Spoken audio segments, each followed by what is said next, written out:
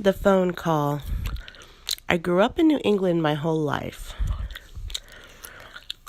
I could say that I'd hiked many of the mountains, camped in a lot of the campgrounds, and in the woods.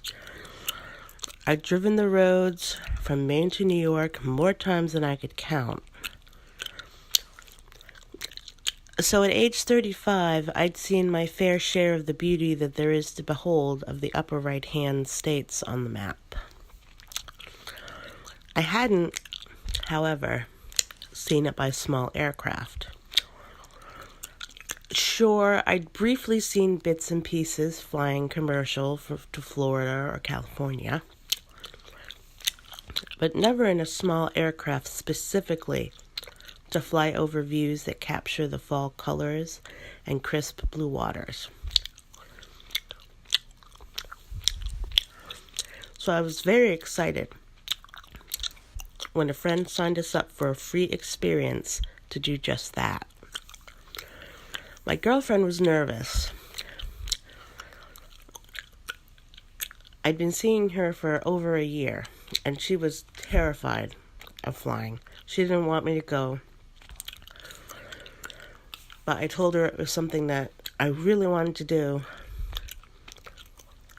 So she kind of sucked it up and got over her fear a little bit.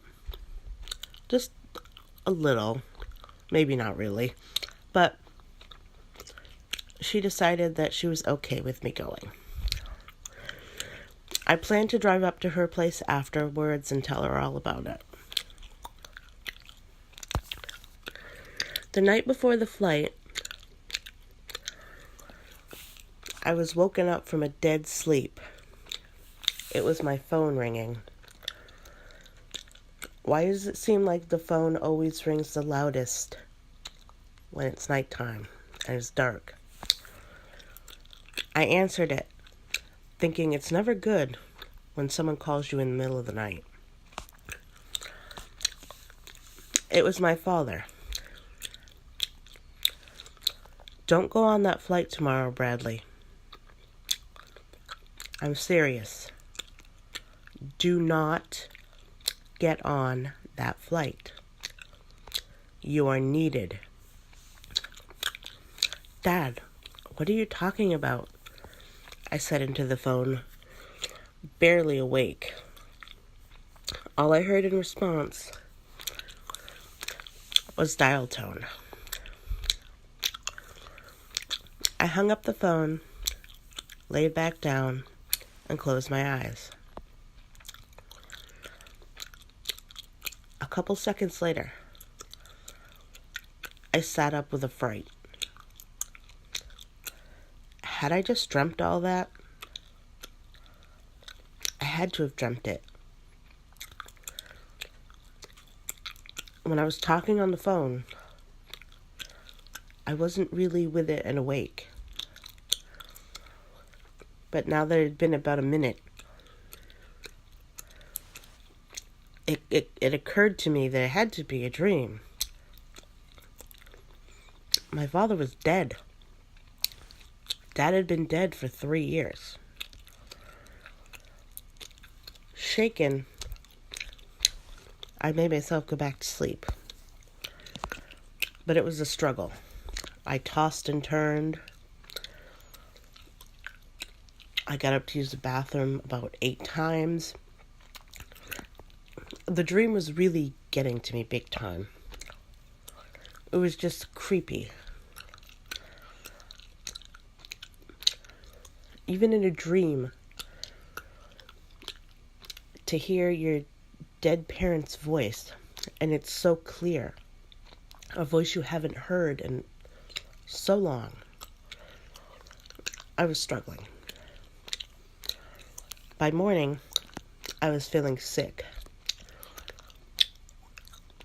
That kind of sick you get when you've had little sleep and a pounding migraine meets you. I was afraid that it was going to cause me to be airsick on the plane. And at this point, I was just kind of anxious. So I called my friend and told him I couldn't go. He was kind of disappointed, but said he wouldn't go either and that we'd both go together at a different time. I immediately went back to sleep. I woke up about 5 hours later, feeling so much better. As I was fixing myself something to eat, my friend called me.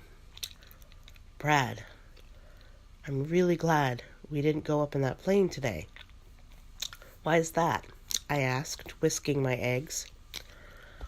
"Brad, my friend Linda, the one who told me about the flights, she called me up a few minutes ago, and she was crying when I answered the phone. She was terrified that I wasn't going to answer. Apparently, there was some issue with the plane, and a few minutes into the air, it caught on fire. Nobody that was on it made it out.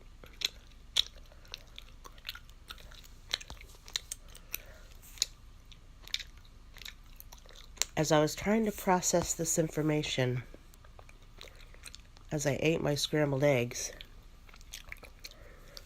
I got another shock. My girlfriend showed up at my door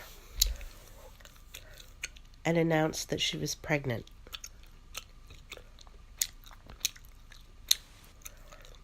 I was alive, and I was needed. Thanks, Dad.